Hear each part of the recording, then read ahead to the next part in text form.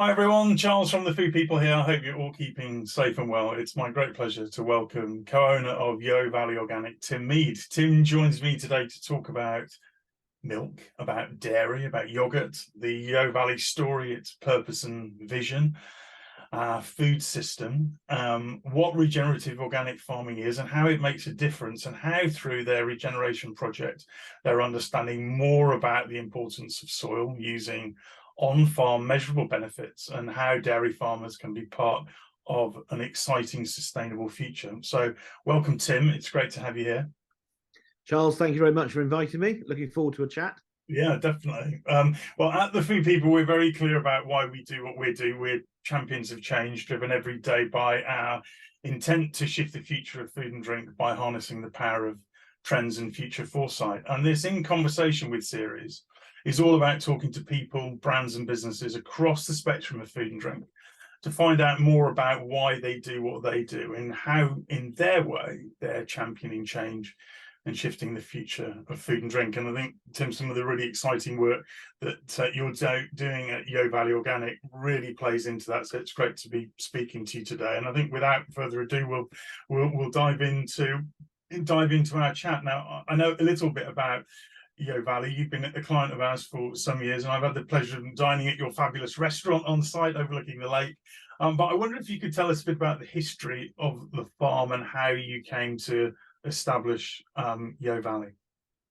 Well, my father was a sort of farmer's son from literally 10 miles down the road at Wick St Lawrence and Whirl. He left school pretty early when he was about 14 and really threw himself into being a farmer. He's come from 500 years of farming family, and luckily in 1961 you were able to go and buy a farm using with a mortgage from the National Farmers Union. He and my mother, aged 20, 21, basically saw a farm in literally 10 miles away from where he'd been brought up. And actually my mother was pregnant with my sister, so she never actually saw the farm or the house when he bought it. But he went to the auction, he'd secured the mortgage, and in those days you could reasonably aspire to make a living as a farmer on a 150-acre mixed arable livestock farm. And that's really what his intention was. Unfortunately, it became pretty clear in the first 5-10 years that being a dairy farmer was going to be really tough, and being able to provide for your family in the way that you'd like to do, and obviously his children would like him to provide better for us. He then sought out different avenues to try and add value to the milk. In retrospect, there was 150,000 dairy farmers in 1960 in the UK. Now there's probably less than 10,000. So obviously, we've lost nearly, 93% of all the farmers that used to have cows on their farms and no longer got cows on their farms. And therefore, he was probably quite right to look to do, diversification and try and get more of the value share of the supply chain from milk to the consumer. And what was that? What was that? I guess that kind of catalyst where, that sort of aha, I suppose, that began that diversification into the production of yogurt.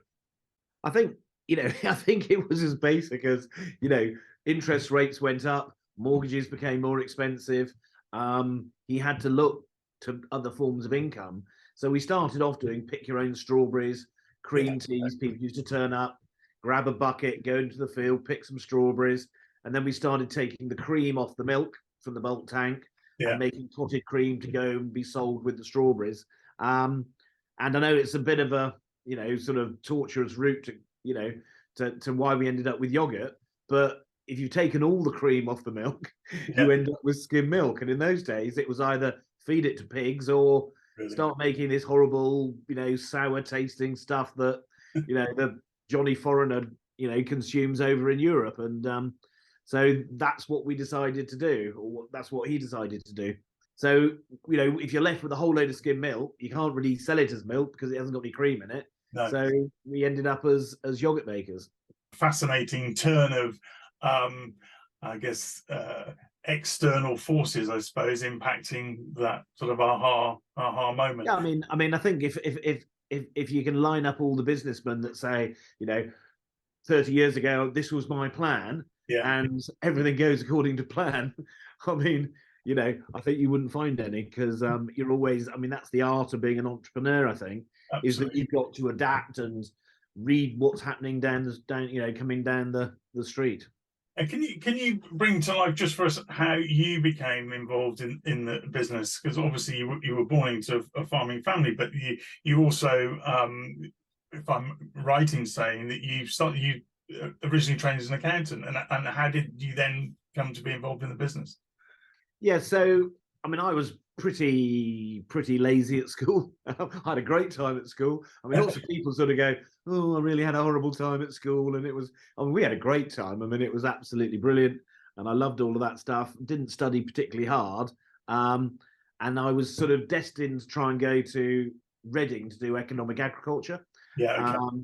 And in those days, I think only about 10% of people went to university, and that 10% obviously didn't include me, because if you didn't get the grades, Yeah, it wasn't like, oh, there's a clearing system and it's, yeah, oh, it's all right, you can go and do something somewhere else. It was, so faced with all my friends and going to university, I basically decided that I needed a qualification. My parents said I needed a qualification because the business was like really very small, yeah, and it couldn't afford to pay me a salary on top of my father and my mother's income that they were drawing from the business.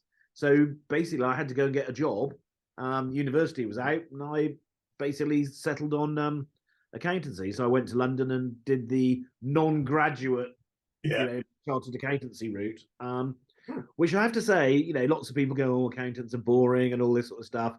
That's that's not my experience. And if you're running a business yeah. and you Great. just know what your cash flow is, Yeah, what the numbers are, you can yeah, actually spend all your time running the business. yeah, Is it, having gone through 4 years of qualification, it's instinctive. yeah. It's a great foundation, isn't it? Um, and Absolutely. I have to ask. I know it's something that you've spoken widely about, but your family was then beset by tragedy when your father passed away. Can you just what happened, and I suppose what more importantly, I guess for this is what impact did that have on you, and how did that, yeah, I guess catapult you into a position of change, and what impact did that have on the business? So I suppose I'd been, as when I was training as an accountant, we'd actually sold part of the business Yeah. Okay. in 1980. And because my father was an entrepreneur, a farmer, he'd sold half the yogurt business to somebody who was more akin to sales and marketing and all that Yeah. sort of stuff. Whereas as a farmer, you can build the building, you can put the machinery in, you can organize the labor, you can get the ingredients. But the business was at the cusp of becoming a slightly bigger business where it needed more, more skills and administration and things like that, which was definitely not what my father was interested in. So we sold the business half the business in 1980, and unfortunately, the people who were involved didn't do a particularly great job of it, and it was probably heading for administration. And therefore, my father basically came to me and said, "Look, I've never put you under any pressure to do anything, but if you want to buy into the business, I will help you, and then we'll buy the business back, and it's Yeah. something that you can get stuck into." So I had a long, hard look at my commuting routes in London and decided that that was what I wanted to do. Yeah. So I had to go and raise some money from the banks based on my accountancy qualification. And we then set about together, I guess. I joined the business in 1987 or something, Yeah. Okay. having bought it back in 1986, whatever. Yeah. And then we just set about doing it. And then unfortunately, one weekend he was, as most farmers do, it's like, oh, I'm, not going to sit here twiddling my thumbs. So he basically went out on a tractor to do some work, and unfortunately the tractor tipped over and he was killed. We'd been working together for about 2 years. Yeah. So, I'd had that benefit of his knowledge and his bits and pieces. But as I referred to earlier, I was not exactly the most driven person academically at school or whatever. And then suddenly the responsibility of losing the farm and the business or the whatever, it gives you a mighty great kick up the arse, and Yeah. you sort of become quite focused. Yeah.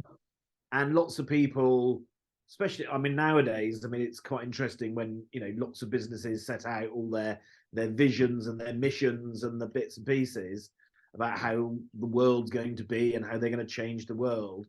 But when you're fighting for survival, Yeah. the drive and the determination, and you've just got to be prepared to look at the brick wall and walk through it. And so I'd never had that before, and the consequence, I guess, of outside of the, you know, the family tragedy and the upset and the hurt and the, you know, the grief that came with it, it also, you know, made sure that you put a bit of steel in your determination. Yeah, that's going to always put fire in your belly, isn't it? For the, in respect of honouring the legacy, but the the farming history in the family, but all the people that work for you as well. That's going to put fire in your belly. Yeah, no, and then you're responsible. You go from being a sort of 25-6-year-old who's sort of, you know, in the mid-20s having, you know, quite a good time in life, and then suddenly, you know, responsibility comes, and you just got to deal with it. Can I ask you, when did the business transition to be organic, or was it always organic? And what was the kind of motivation for doing that? I suppose there are bits of the farm that, so if you go back in time, all farms were organic. Then people adopted various, you know, non-organic principles. And then, you know, we had bits of the farm that were organic forever. We had bits that we were adopting sort of artificial fertilizers, etc., etc. And I guess the catalyst was the dissolution of the Milk Marketing Board, which was a statutory monopoly. We'd always had a Yeo Valley Organic brand, a Yeo Valley brand, and when all the farmers had to go and find a buyer, there were a group of organic farmers that needed to find somebody to buy their milk. There weren't many people interested, so we took the decision that actually we were really getting into the principles of soil and not using oil-based agriculture and decarbonisation in those early days.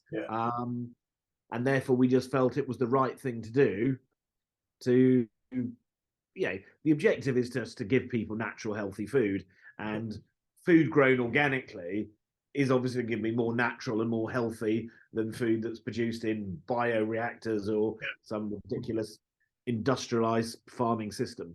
And that's really what we wanted to do. So we basically decided to go fully organic across all the farms and everything like that. And then work with partner farms. We've got about 100 supplying organic farmers across the country. So OMSCO, which was the Organic Milk Supply Cooperative, had to start in 1994 when the milk marketing disappeared, because they just needed to form an organisation to market their milk.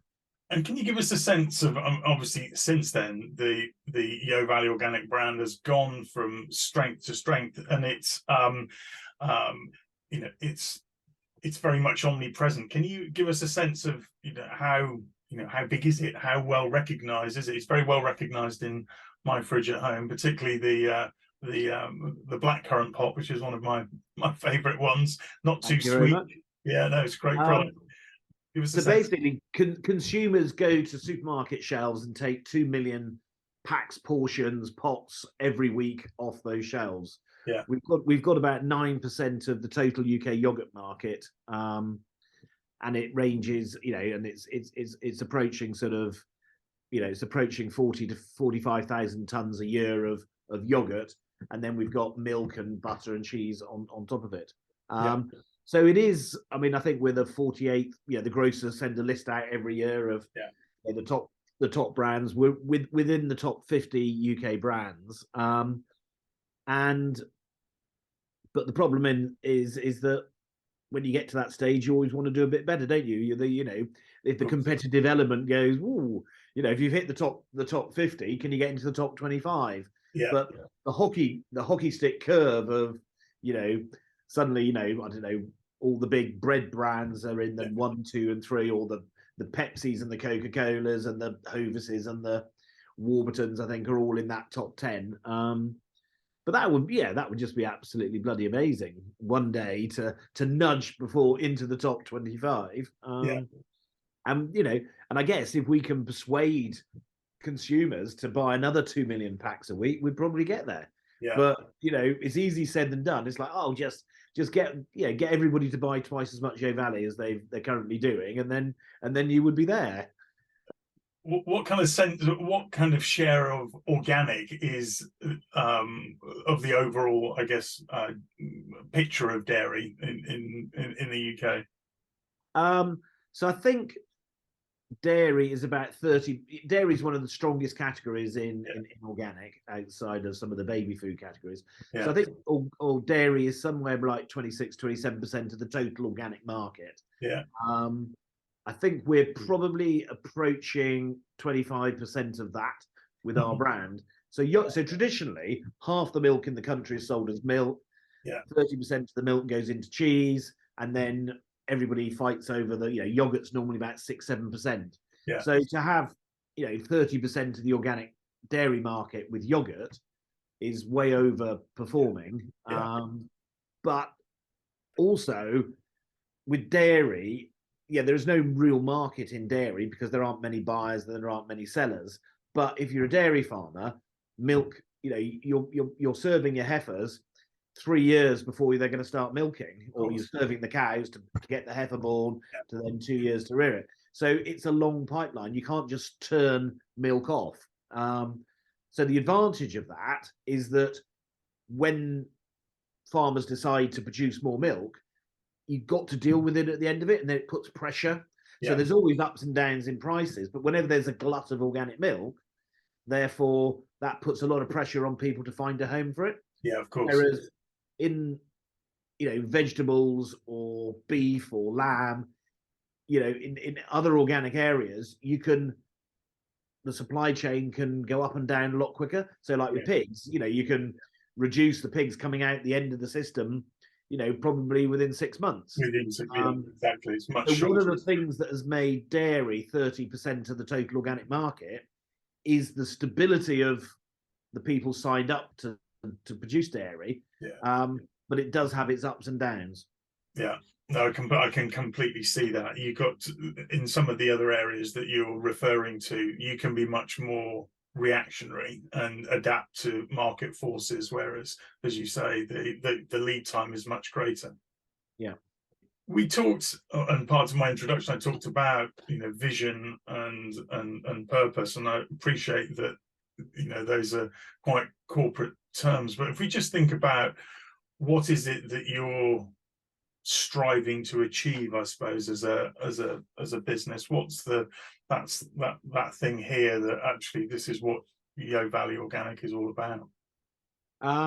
So if you go back sort of 30 years, Real, Healthy and Forever were our main touch points. We just want to be seen as a real place, and with Real you get community, you get suppliers, you get people who work in the business, you get other aspects of the community. So being a real place has always been really important to us. Healthy food, our belief is that soil is the most important thing in the world. Humus is derived from one of the Latin or Greek versions of human. So we are literally beings of the soil. If there was no soil, we would not exist. And therefore, not to treat soil as the most important resource in the world is ridiculous in our opinion. So having healthy plants and animals and soil and healthy us. So, if we can produce food that is good for the people and the planet, then that is as simple as it is. We had a couple of add-ons, like we had family and fun, sort of in our main 5 core values. Because you can go through life being far too serious, and I think fun is just got to be had, because otherwise, what is the hell in the point of living? So natural, healthy food, good for us, good for the planet. Well, and that leads us really nicely on to, I guess, starting to consider organic regenerative agriculture. And I think we all know, many of the people listening to the podcast will know that our food system is at a point and is in need of reform. In the UK alone, farming accounts for about 10% of GHGs. What do you see as the opportunity for farmers to become part of the solution? And you touched on it a few moments ago about keeping more carbon in soils. The whole definition of regenerative farming is a very live topic across virtually every single platform at the moment. Yeah. I've seen lots of articles saying that the interest in regenerative farming is as vibrant as the debate around what it actually means. Yes. So obviously what I'm going to say people are going to disagree with, and I'm more than happy to have the debate, because if we don't have the debate, then we're going to get nowhere.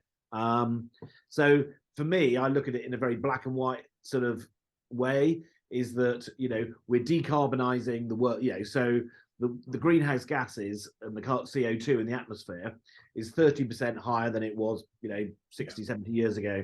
And that is causing the global warming. So it is the excess amount of CO2 that we're putting into the atmosphere. We are looking to decarbonize lots of things across the world. We're looking transport, electric cars and trains and everything like that. Yeah. We're looking to decarbonize energy generation. So out goes coal power stations, in comes solar and wind and everything like that. Yeah. For me, we carbonized agriculture about 100 years ago with the use of artificial fertilizers, and then all the sprays and the tractors and the all that sort of the thing that accounts for the carbon footprint of agriculture. And it's as simple as decarbonizing the methods of production. And for me, that is the definition of regenerative farming.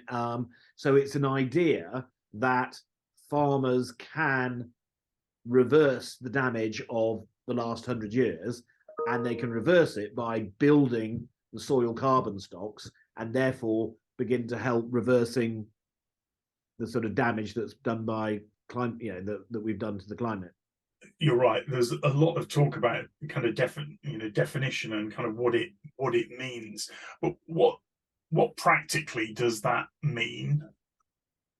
So this is where I'm conflicted, because we've worked on our own farm and with 25 other farmers, and we've measured the stock of carbon in all of those farms. So if we take our own farm as an example, we got 375,000 tons of CO2 equivalent in the fields on our farm.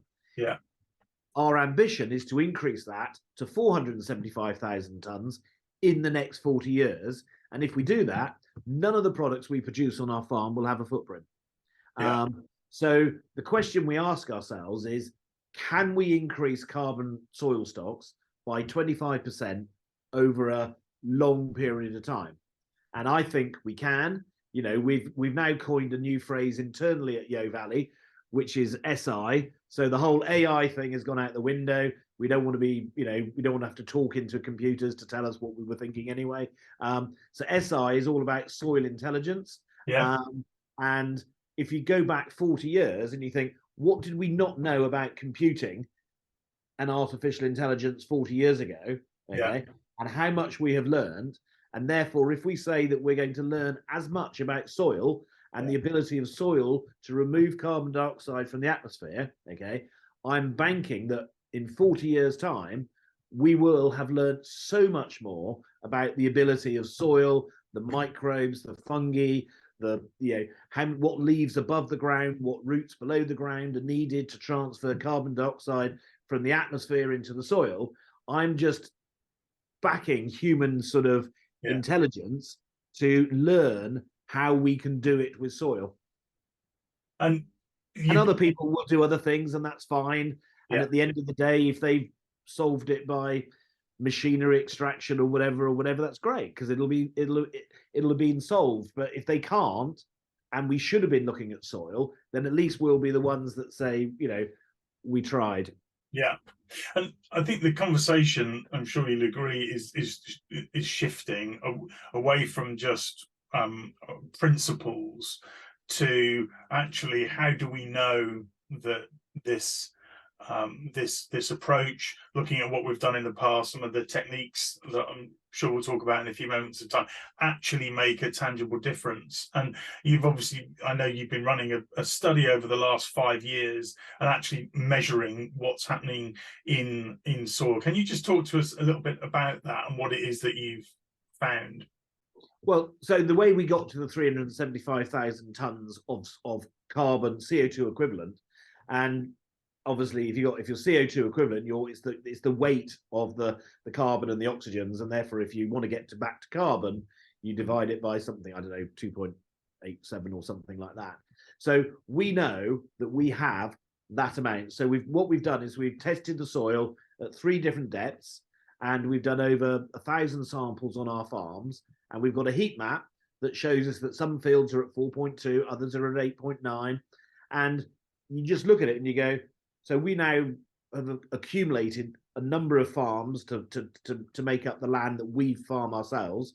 Yeah. And everywhere there have been animals, the old dairy units on the smaller farms have got significantly higher carbon than the bits further out that were doing more arable or whatever. So when you've got results that show that you've got carbon levels from 4% to sort of, I think we got some up at about 11%, okay? The question is if the average is 6, do you think that you can get to 7.5, okay, in 40 years?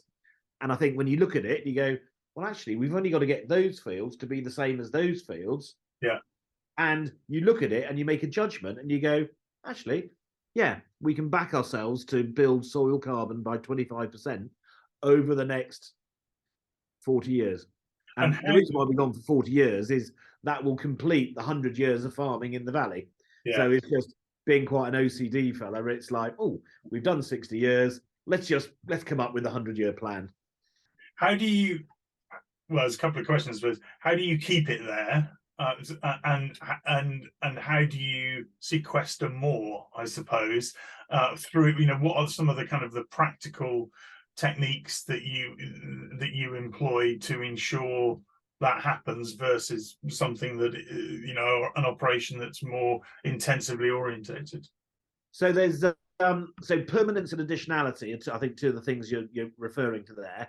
On a 40-year period, if you start off with 2 units and you end up with 4 units, then permanence and additionality go out the window because you've definitely increased it by 2 units. Yeah. If you were doing it over a 2-year or a 3-year or a 5-year period, you might say, well, we built it up, but it's going to go away again. The longer the time frame, the more material the results and the extrapolations that you can make. So yes. That's the 40-year program. It's taken us 100 years to destroy the soils across most of the world. It's not going to take 2 years to put them back. It's literally going to be a 40, 50, 80-year project. So permanence and additionality, therefore, for me, we discount those because if we've got another 100,000 tons of carbon in 40 years' time, then it's not going to just disappear. Okay. No. How you get it there, okay, it's all about getting the right leaves above the ground, the right roots in the ground, and the right animals on the ground. Okay, yeah. So most of the carbon that ends up in the soil doesn't get there through composting and all those stuff, which is what we do. It's down to the sugar flow. So carbon dioxide and water with the sun's energy make sugar.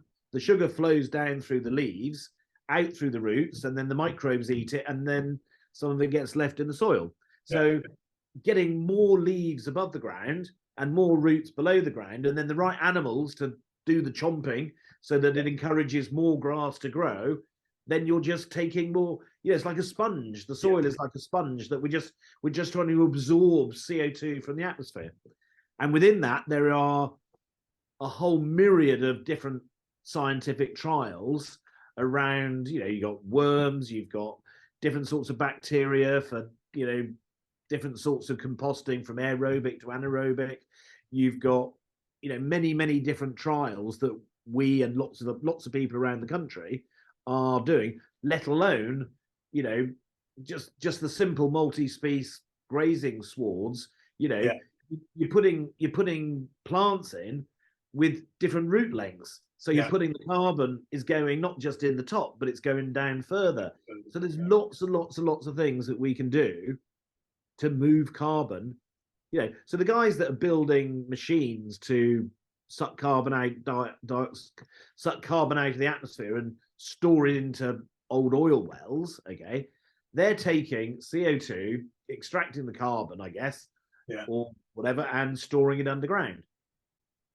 We're just doing, that's what we're doing. Yeah. But we're not building machines. We're using the sun's energy, where the sun is the ultimate source of energy. And therefore we're using the sun's energy and the leaves and the roots and the animals and the microbes that we're all part of. And I guess using techniques, things like mob grazing and those types of things, are those some of the practices that you use, imitating some of the sort of natural movements of cattle and those types of things?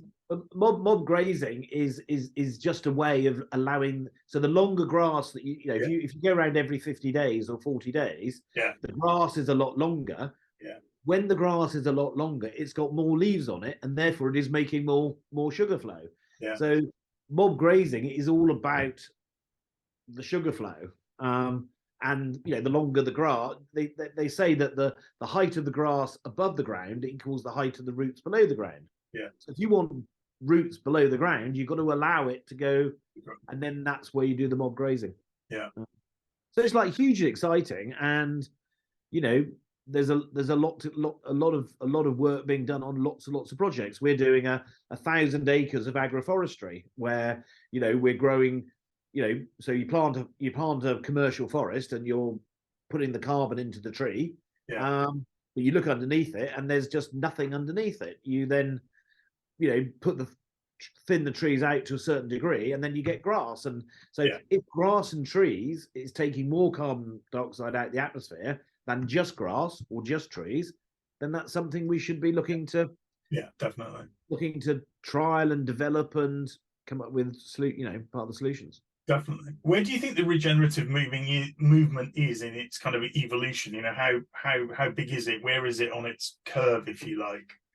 I think the figure is $22 billion was invested in regenerative farming. You can pick out the top 100 FMCG companies, and probably over half of them are investing hundreds of millions, if not billions of pounds into regenerative farming.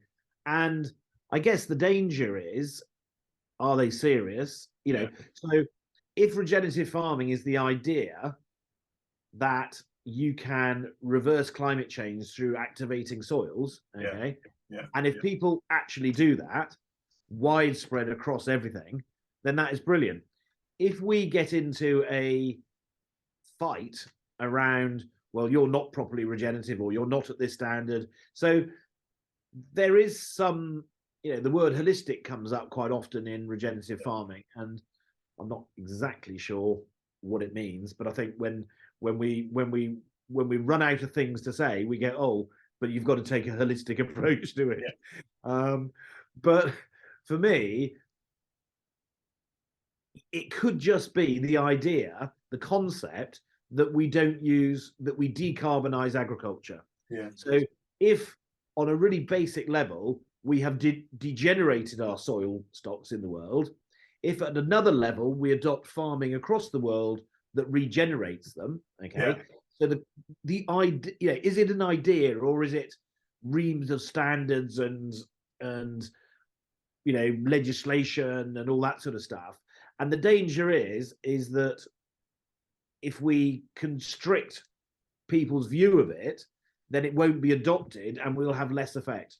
So the danger of having it as an idea is that it'll get abused more. The danger of having it verified and legalized in terms of whatever means that nobody will adopt it.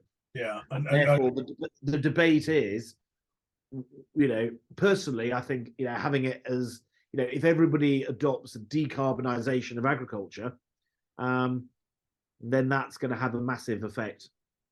It was one of my sort of ancillary kind of thoughts and questions as we were talking then, about whether you felt it needed a framework or a mark, something that not only could be principles that can be audited against, but also a way of articulating to consumers as well what this actually means, something that's identifiable. It's difficult actually, because so this is where organic farmers get a little bit chippy, because organic farmers are basically regenerative farmers. We've given up oil-based agriculture 30 years ago in our case, and some people further away, and some people so regenerating soil and putting soil at the very, very heart of everything. We got the Soil Association who that was their purpose. So lots of organic farmers will have quite high levels of carbon in their farms. But then suddenly it's like, if you've really abused your farm land and you've got really low carbon, it's much easier for you to have a more positive impact. So for me, organic farmers are 80 or 90% regenerative anyway. There are some other levers that we can begin to pull. So we're doing a lot more herbal lays now than we used to do. We're doing more mob grazing, so we can make it more regenerative. But I would argue that organic farming is regenerative in its core, because it is looking after the soil and building soil carbon. Whether there are other standards, then there are far too many standards, I think, in terms of consumers get confused, and it's very easy to go make the decision about buying your electric car, or I'm going to put solar panels on my roof, because those are big life decisions. When 30 times a day you're deciding not 30 times, but you're probably making 10 or 15 food choices every day, and it sort of just gets lost in the noise. It's sort of but people can choose to buy decarbonized food, which is really organic and regenerative products. Do you think that consumers understand what regenerative food or regenerative farming is? And because I think absolutely, totally not. I don't. I think people have done it. I was talking to somebody the other day, and they put somebody in the street and asked 100 people, and not one of them had heard of regenerative farming. So at the moment, I think it is very much a farmer, manufacturer, retailer conversation that's happening. We've got some. I know that a lot of the retailers are working with the World Wildlife Fund about the sustainable basket, and we've got various things where, depending on what you put in the basket, will depend on how sustainable it is. So if you fill the 44 products in the average shopping basket with regeneratively farmed products, then you will have a far more sustainable shopping basket than if you put it 44 ultra processed, things that don't particularly look like food. But consumers, I think, at the moment with regenerative it's not been taken to consumers. And what plans, if any, do you have to, I guess, inspire, educate, and inform consumers to make that positive choice? We are looking at all the different ways of sometimes we can get ourselves tied up in all the really good things around organic and all the really good things, but when you're I think is it 1.2 seconds is the average time spent choosing milk at the supermarket shelf. Sometimes and it is no wonder that all the really great FMCG branded businesses that the world has are very, very good, because they own the mind and the emotion of the consumer. So we're consuming loads, or I think it's up to over 50% now of ultra processed food. We all know it's probably not good for us, but the emotion, if you can get people to be emotionally attracted to rubbish food, it shouldn't be that hard to get them to be attracted to good food. But the things that are driving our emotions are not all the really good stuff, because it's quite, it's quite a sort of soft message. And therefore our, the Yeo Valley current communication platform is about just telling people that it's, you got loads of choices that you can make, but actually just trust us and we'll make some good choices on your behalf. It's this Yo Got This campaign. It's like, I don't know, it's like tweeting at 2 a.m. or actually just, have a Yeo Valley yogurt for breakfast. We've got this. Yeah. You know, we've taken huge amounts of plastic out of the business. That's, you know, trust us to do the right thing on your behalf. And that, so we might be able to drive consumption of organic, you know, and get another 100 farmers farming as organic farmers. Okay, if the messages that we give to our consumers don't mention necessarily all the benefits.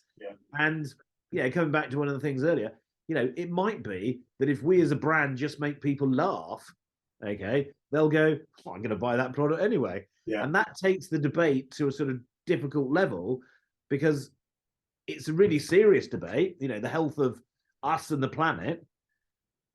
But consumers have got so many decisions on their in their worlds that really, do they want to be told again that, you know, it's doom and gloom and all this sort of stuff? And, you know, and it's just like, show them something that is entertains them and is funny and that builds emotion. And that might, you know, so that might just be the way that we should go, without being all too hair, shirt and sandals and save the planet with all the marches and the placards and the whatever.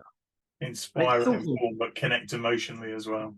Yeah, and that's sort of disappointing on the one hand, but if you can make people laugh, that's brilliant on the other, isn't it? Whose job do you feel that it is to drive food system reform so that we're all eating healthy and sustainable diets? There's lots of things. There's government and policy, but is it more about brand or business, or is it consumers' jobs?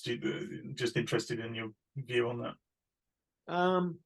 I have, you know, getting a bit political here. After the banking crisis, you sort of thought that there would be a realization that unfettered, unregulated capitalism was a bad idea. It didn't really materialize. You know, it seems to be, you know, the same old, same old. So if people are really allowed to produce whatever food and it does the harm and the, you know, so that is disappointing. So basically, if that element of regulation isn't going to happen, then I think it should. I think the government, you know, the government should set out the framework that allows businesses to operate that doesn't do the population that they're looking after untold harm. So the fact that, you know, we've got 55% ultra processed food. So, you know, we've got the Advertising Standards Association, we've got the Food and Drink, whatever federations. You know, if you say, well, we've been inexhaustibly heading towards more and more ultra processed food, so they've done a really, really bad job. You know, it's like, well, where's it going to go? We get, you know, and I know that, you know, you get to the point where there are some people that go, well, you know, we'll just take a pill and drink a sort of bottle of all the nutrients we need to live will be in this bottle. That and some people are saying that's the best for the environment and the best, you know, and that is driven by businesses wanting to make money out of providing us with stuff that we don't know what the costs are and we can't see and taste. And that's not a world I want to live in, because, you know, I live to eat. I don't eat to live. No.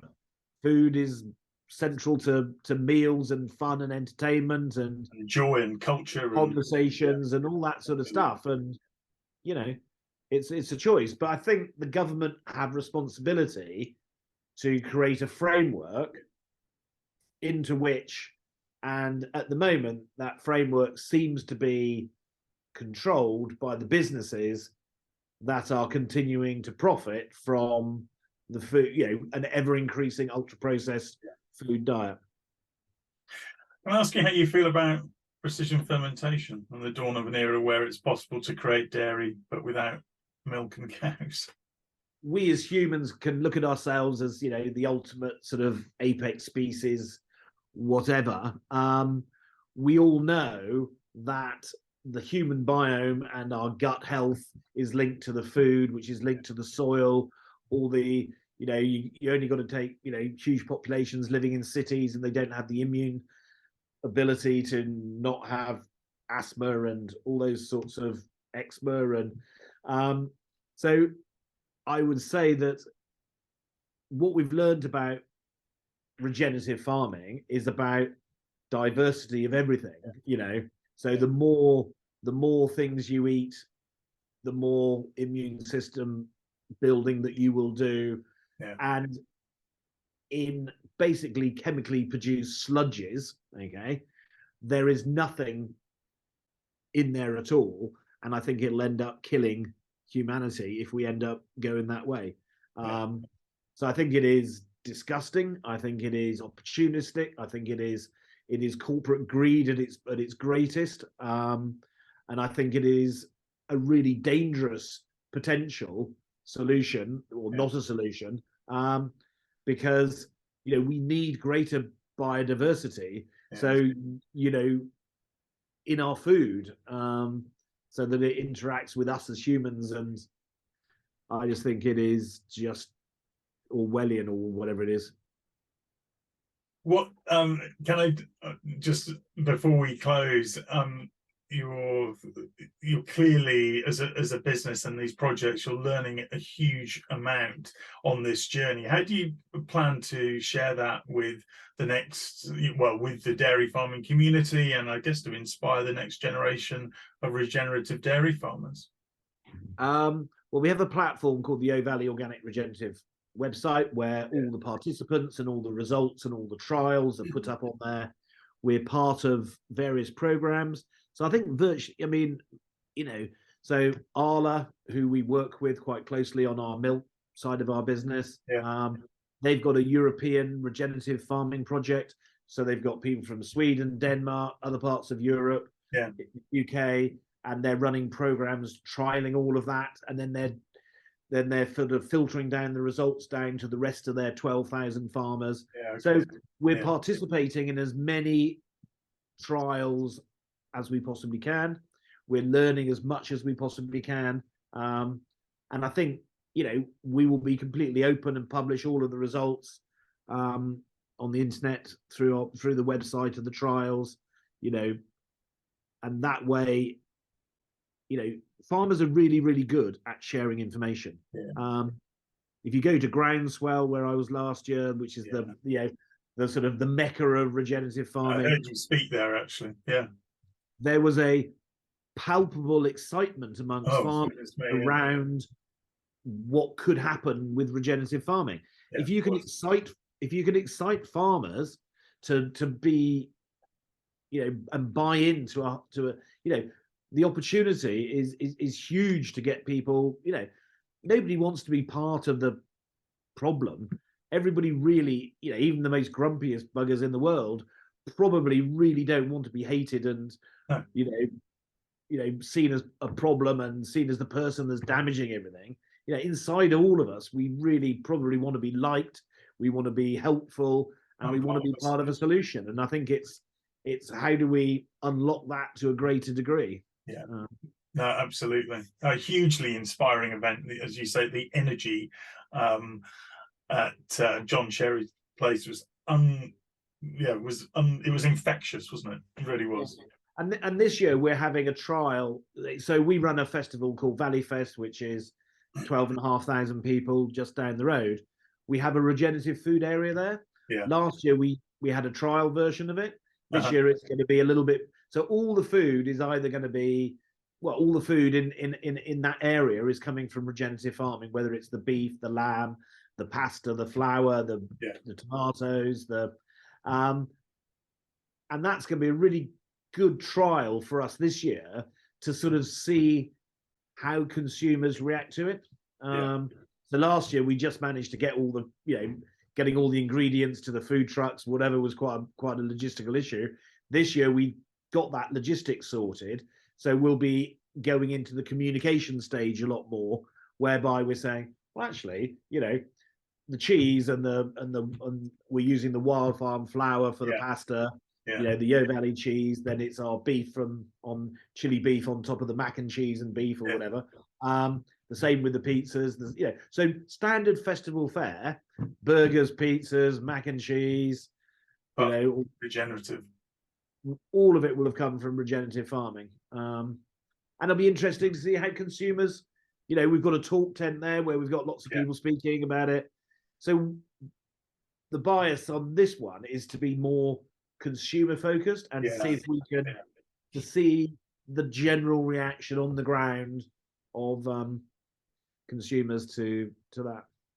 Well, that would be super exciting. And going back to the point we were discussing a few moments ago about how you actually articulate this, which is a conversation at the moment that's more sort of industry focused and sort of farming and processing focused, to actually take that to consumers and how that lands, what works and what doesn't work. That'd be super interesting.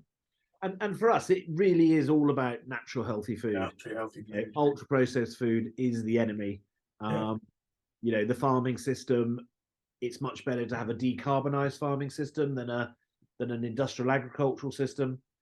But even so, it is, ultra processed food is the enemy. So taking, regenerative produced food and turning it into ultra processed food is just as bad as taking non-regenerative agricultural food and turning it into ultra processed food that's not good for us. What's your last question, really, and thinking about the future? And you've talked about projects on a 30 and 40 years horizon. What's your vision for the future food system and the role that Yeo Valley can play in that? So going back to the sort of unfettered capitalism being sort of a thing of the past, so we thought it would be. I don't, so we're now a 20% employee-owned business. Yeah. We're very, very lucky in that we've managed to make it this far. I mean, the last 2 years have been, last year we lost money because of the inflation coming into our business. Hopefully next year we'll make some money. But as a private business, we can weather that. We took a decision not to pass on all of the costs to the consumers, because we can see in certain areas consumers are now not buying as much cheese or things like that. So because we're here for the long term, we can make those decisions. And it would just be brilliant if the Yeo Valley business ends up being here for the long term as a alternative to the ever increasing size of the multinationals. Not that we want to hold them to account or whatever, but just as a beacon of saying, well, this is how you can do stuff. And it's not about me. It's about the people who work in the business, the farmers who supply the business. And we're sort of gone beyond the days of in a world where we're seeing strikes every day, across the country. You sort of think that was sort of gone from the past. But going forward, in terms of if you take the diversity side of things, farming is much more we were going down specialization. Now farmers are going into mixed, integrated, diverse farming, like diverse animals, diverse crops, even in the fields, different grasses, etc. So the Yeo Valley brand isn't a dairy brand anymore. It's a natural, healthy food brand. So because we sort of thought we were dairy farmers, but we're not. We grow wheat, we grow oats, we got sheep, and we got beef. So Yeo Valley is not a dairy brand. It is a natural, healthy food brand. We've just launched soups last year for the first time. So if we produce something on our farm, I think we should be confident in ourselves to be able to say to our consumers, well, actually, we've got 300 beef animals every year. We've got 1,000 lambs. Here's the beef burgers or the sausages or here's the soup range that we're going to expand. So the future for Yeo Valley is, hopefully being a beacon of trust and trust around natural, healthy food choices whilst looking after the planet. Fantastic. Tim, thank you so much. That concludes this episode of The Food People in Conversation with Tim. On behalf of us all at The Food People and the In Conversation with audience, thank you so much for joining me today, sharing the Yeo Valley Organic story, your fascinating project that you've been running on regenerative and those on-farm measurable benefits, a real eye-opener and a real inspirational discussion, and a real pleasure to speak to you. Thank you very much. Absolute pleasure. I think, is it ABC? Always be closing is a sort Yes. of is an adage, and on that basis, I'd say that Valley Fest is the third to the 6th of August, and is the not to be missed food and farming festival in the southwest. Absolutely. Well, I'm only down the road in Exeter, so I shall definitely be coming along. Excellent, brilliant. Okay, Charles, thank you very much. Absolute pleasure. Thanks, Tim. Cheers. So do join our TFP community for the details of our latest In Conversation With episodes, as well as the latest free-to-access food and drink trends foresight. Visit thefoodpeople.co.uk and complete your details at the footer of the page. On behalf of Tim and myself, thanks so much for joining the Food People In Conversation With series. Join with us and the trends of today and the foresight of tomorrow to shift the future of food and drink. And I'll leave you with one question, and that is, how are you shifting the future of food and drink? Thanks for listening.